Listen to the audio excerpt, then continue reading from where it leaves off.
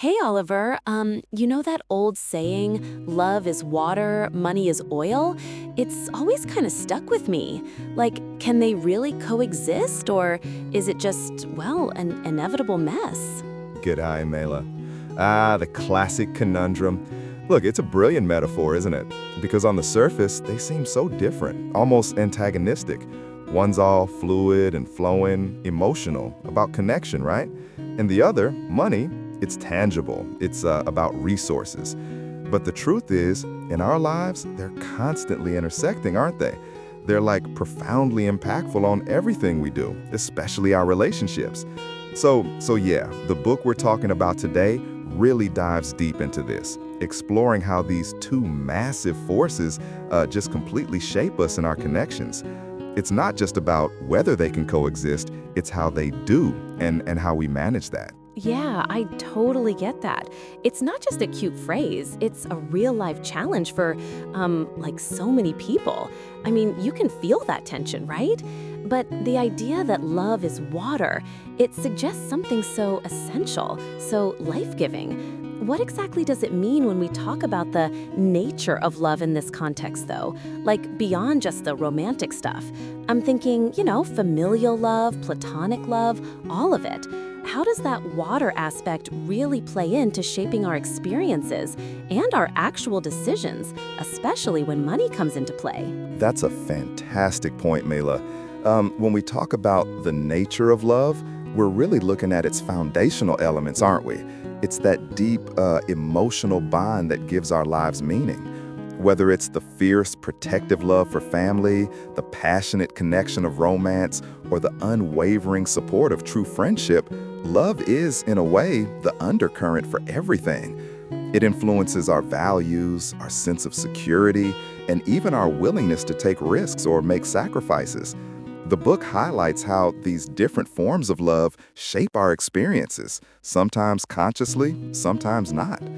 It's the intrinsic motivator behind why we do a lot of things, even when it comes to financial stuff, because it's always about protecting or providing for those we care about. So it's never just a simple transaction. It's always got that emotional layer. Wow. So it's not just about like what's in our bank account, it's also about what's in our heart, right? That makes so much sense. I mean, I've definitely bought things because I was feeling a certain way, but then you get into the psychology of spending and saving, and it's not just impulse buys, is it? Can you unpack how these emotional elements truly influence our financial choices, both individually and as couples? Absolutely, Mila. It's far more nuanced than just good or bad spending. Our emotions are profoundly intertwined with our financial habits. Think about it. Stress can lead to impulsive shopping, or conversely, a sense of insecurity might lead to extreme saving, even hoarding. For couples, these individual emotional patterns can really clash. One person might feel loved when gifts are given, while the other feels secure when money is saved. So the book delves into how fear, joy, anxiety, even love itself play a huge role.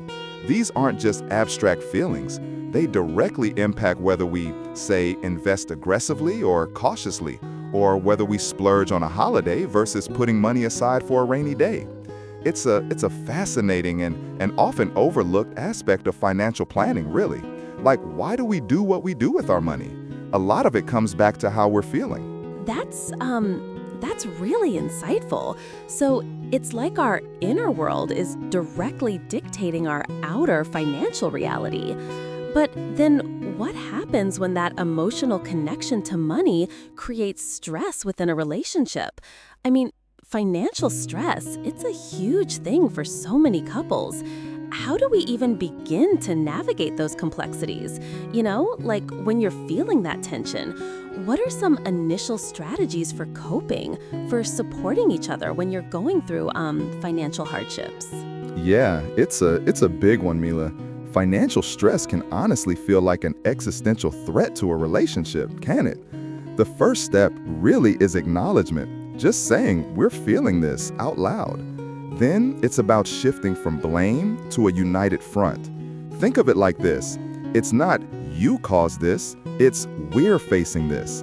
Strategies often involve practical steps, of course, like creating a budget together, finding ways to cut expenses, or exploring additional income streams.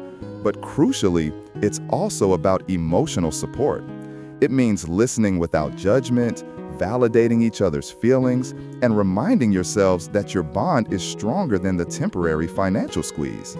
It's about seeing the problem as external, not internal to your relationship.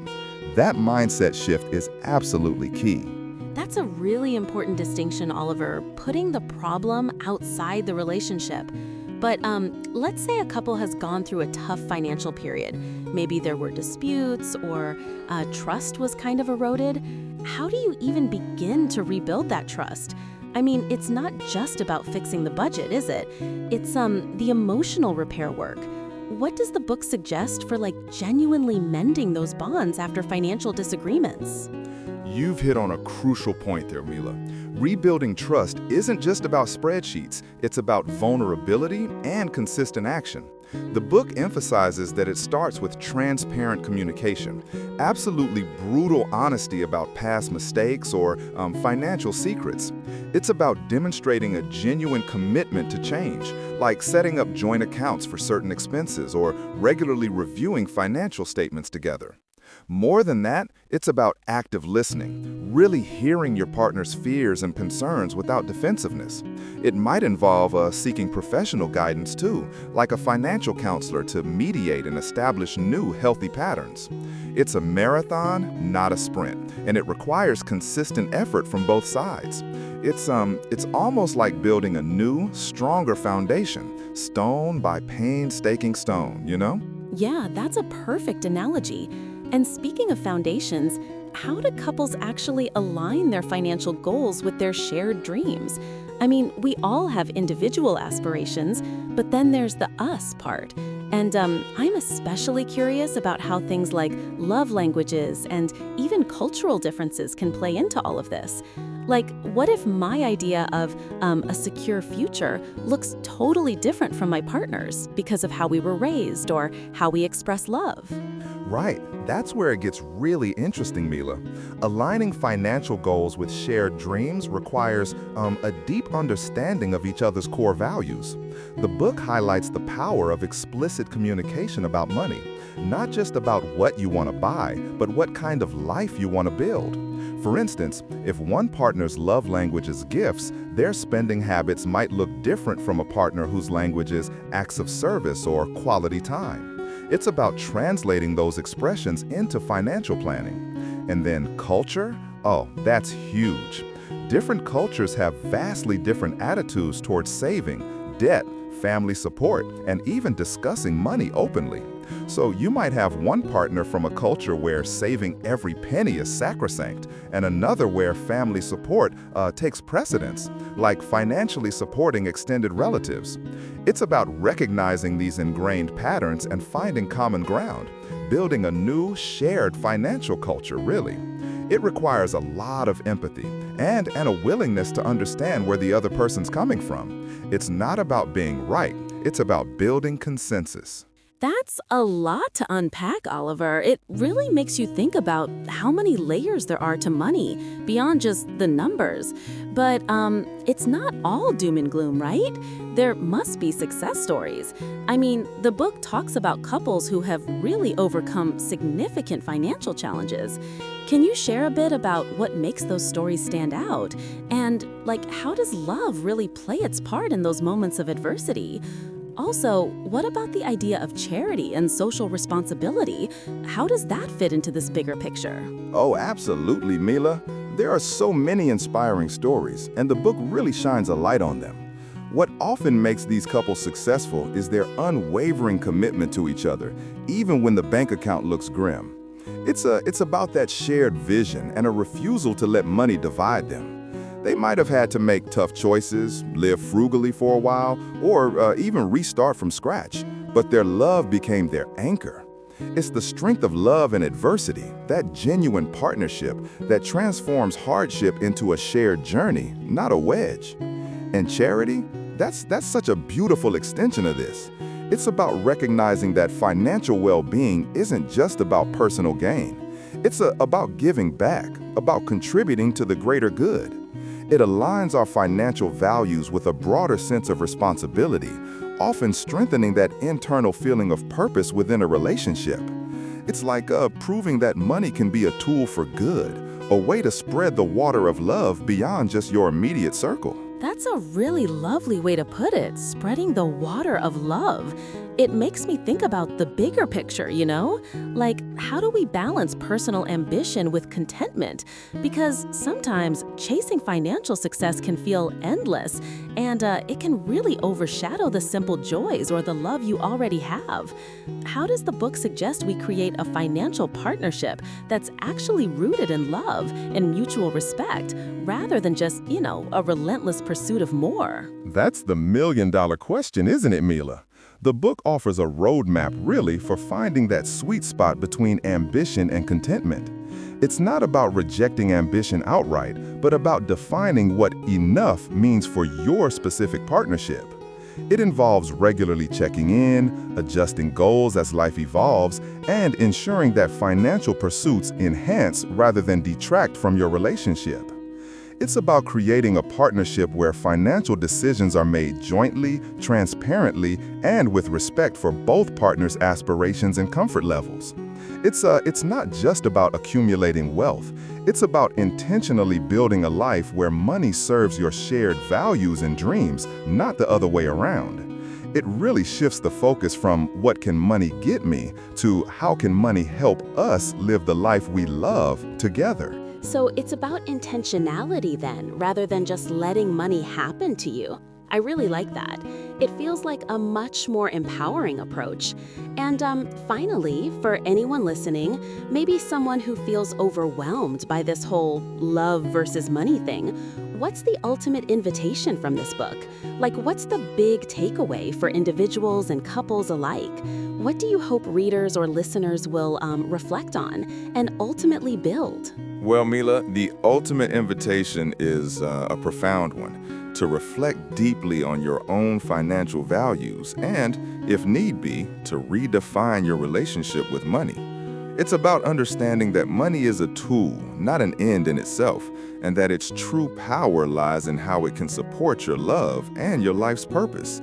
For couples, it's an invitation to forge a stronger, more resilient partnership by openly discussing and aligning your financial paths. For individuals, it's about gaining clarity and control over your financial destiny, always keeping in mind the connections that truly matter.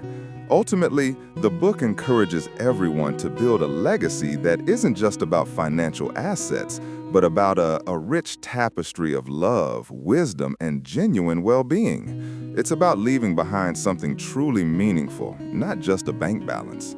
And if you desire to learn more about Love is Water, Money is Oil, Can They Coexist? Exploring the dichotomy of love and money, you can find it on automated.com by Marvin Bundy.